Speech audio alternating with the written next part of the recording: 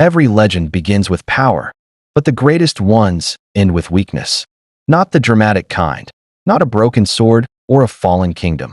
No, the most dangerous weakness is the quiet one, the one no one sees, not even the hero carrying it.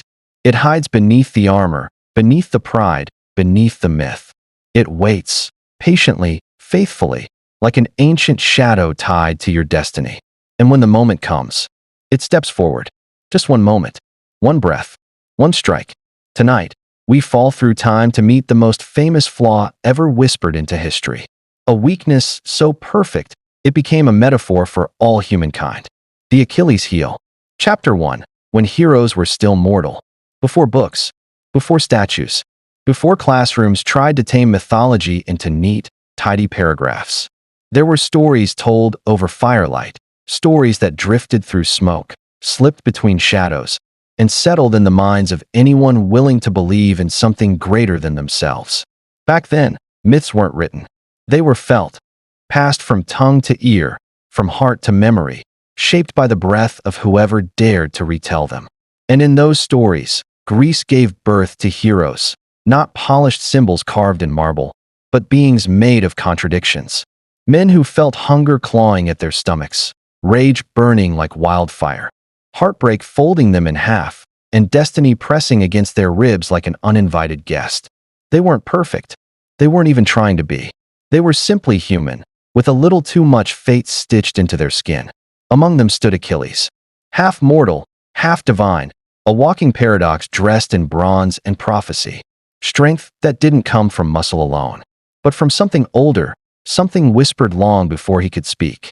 Speed that felt borrowed from the wind itself, as if the breeze paused its journey just to follow him.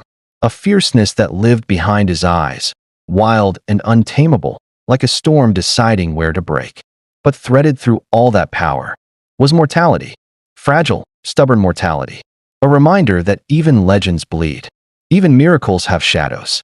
Even heroes, especially heroes, are born with expiration dates. Achilles was born special, yes, but he was also born doomed. The gods had already written the end of his story before he could walk, before he could wield a spear, before he could understand what it meant to shine too brightly. His life wasn't meant to stretch long and quiet like an old river. It was meant to blaze, like lightning carving the sky, brilliant and brief.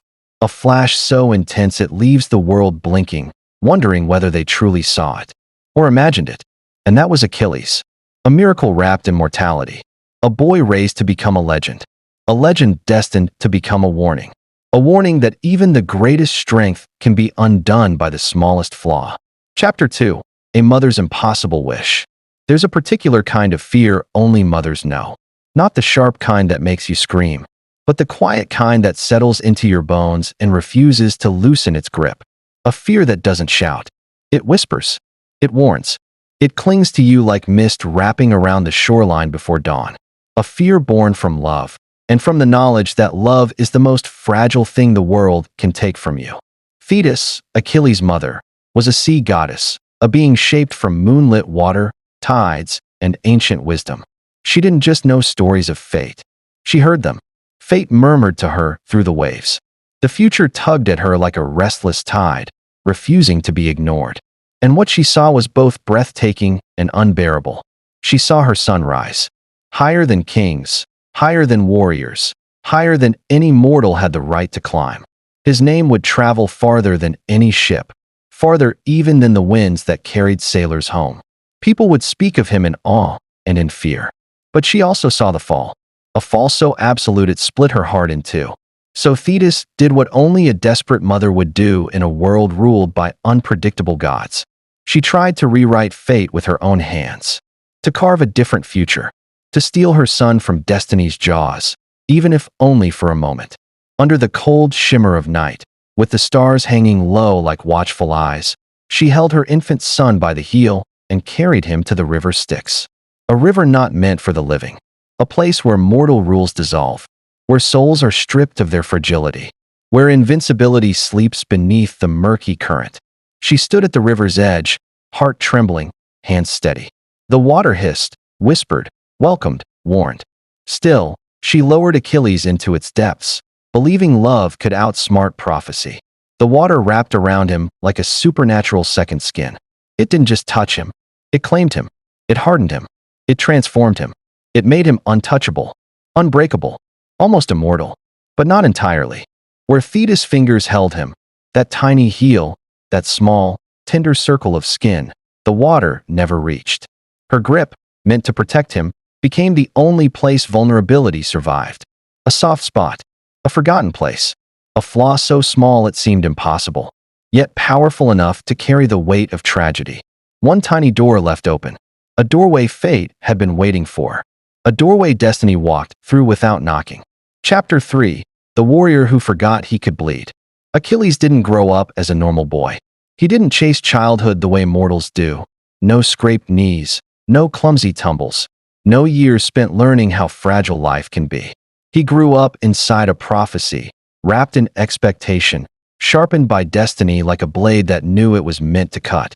Every breath he took felt rehearsed by the gods long before he arrived.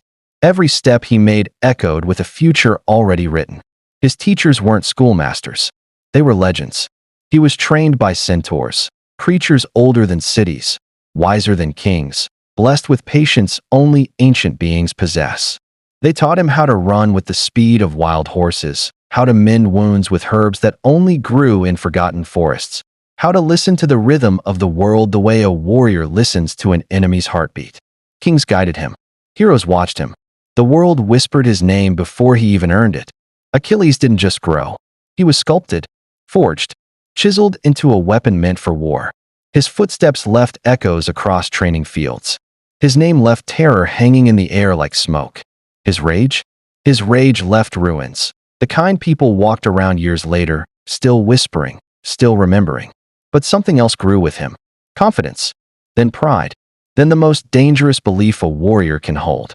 The belief that he was untouchable. It's a subtle transformation. A quiet shift. One day a warrior respects his own limits. And the next, he forgets he ever had any. When a warrior stops fearing their edges, they stop seeing them. And Achilles stopped seeing his entirely. He forgot the river. He forgot the heel. He forgot that somewhere beneath all the prophecy and power and praise, there was still a single, fragile thread of humanity stitched into him. And the world followed his example. People stopped treating him like a man. They treated him like a god who simply hadn't bothered to move to Olympus yet. He walked through crowds like a storm dressed as a man, thunder in his stride, lightning in his voice.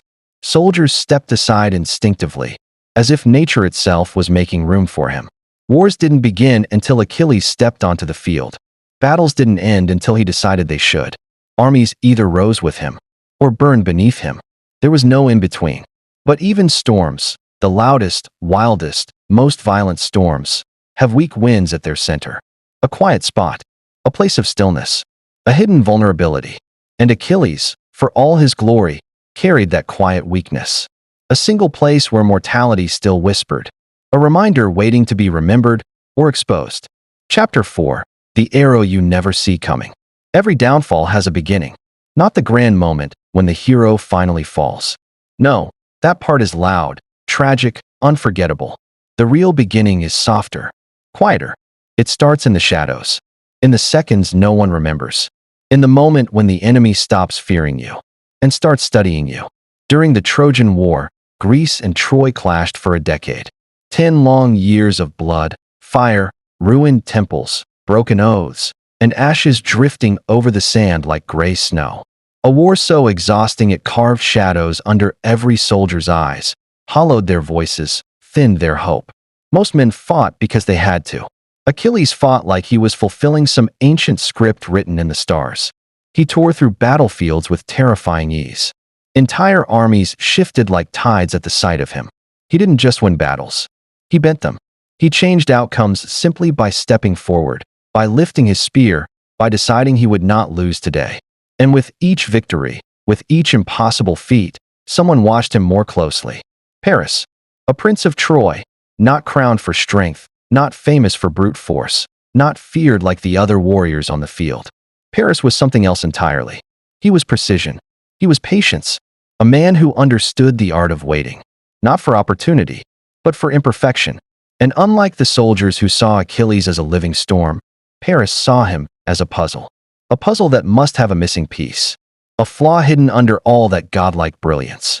A secret waiting to be found. Paris was guided by Apollo, god of archery, god of clarity, god of the shot that never misses. Under that divine eye, Paris studied Achilles not as a legend, but as a man. And one day, after watching the warrior who believed he could not bleed, Paris found it. A detail so small it would have slipped past any other gaze. A flaw so subtle it felt like a myth within a myth. The heel. That single, vulnerable thread of mortality stitched into a tapestry of invincibility. A weakness so tiny, it seemed almost impossible. But fate has never needed anything big. Just one door left open. And so, in a moment that rewrote mythology itself, Paris drew his bow. No fanfare. No roaring challenge. Just a breath. Just stillness. Just a prince choosing the quietest path to victory. The arrow flew. Small, simple, unremarkable to anyone who didn't understand destiny. It didn't roar. It didn't shine. It didn't tear open the sky. It simply moved with purpose, guided by a god who understood where stories must end. It knew exactly where to land. It found the one place Achilles wasn't a god. The one place his mother's hands had covered. The one secret she tried so desperately to hide. And with a soft impact, barely more than a whisper against skin, the greatest warrior in Greek myth fell. Not to a sword, not to a monster, not to an empire, but to a tiny weakness no one acknowledged. Except fate, except destiny, except the arrow that waited 10 years for its moment. Chapter 5. The Truth Beneath the Armor. Achilles' story survived thousands of years not because of his strength, not because of the battles he won, nor the legends that painted him as invincible. It survived because of his flaw. A single, small, human flaw. A fragile point that carried a story all its own. His heel became a symbol, not of failure, as many might think, not of weakness in a way that diminishes him, but of truth, of the undeniable, quiet truth that lives inside every human being. That every person, no matter how mighty, how fearless, how untouchable they appear, carries a tender place within them, a place that aches, that fears, that remembers, that bleeds. A fear that lurks in the dark corners of their mind, whispering doubts when sleep should bring rest. A memory that hurts when touched, like a ghost brushing against the edge of consciousness. A vulnerability so delicate that it is carefully shielded from the world, hidden behind layers of armor.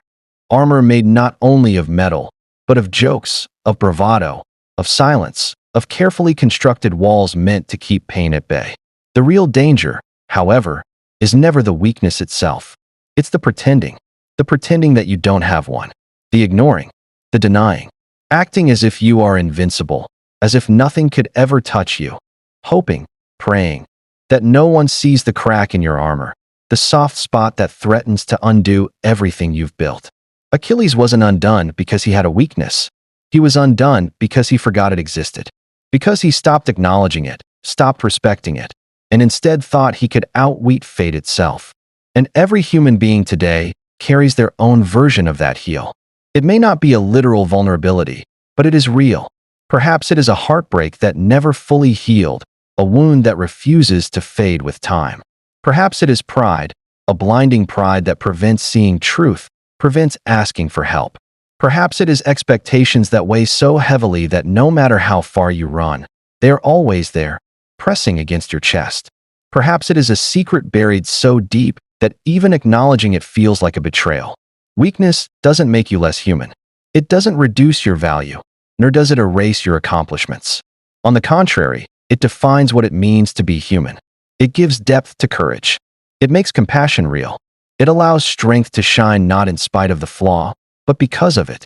The heel, the soft spot, the tender truth, it is not the end. It is the core. It is the pulse beneath the armor that keeps us alive, keeps us real, keeps us walking forward, even when the world believes we are untouchable. Because true strength is not the absence of weakness. True strength is seeing it, owning it, and still choosing to move forward. So as the night wraps around you, listen closely. The legend of Achilles doesn't ask you to be strong. It asks you to be honest, to know the place where you could break, to understand it, to protect it, and in doing so, to master it. Because your Achilles heel isn't your downfall. It's your map. It tells you where your strength is needed most. It tells you what part of your soul still needs to be held, healed, or honored. Every hero has a heel. Every heart has a fracture. Every person carries a soft spot they pray no one finds. But the moment you face it is the moment you stop fearing it. This has been Moonlight Whisper. Until the next story, sleep softly and walk gently with your truth.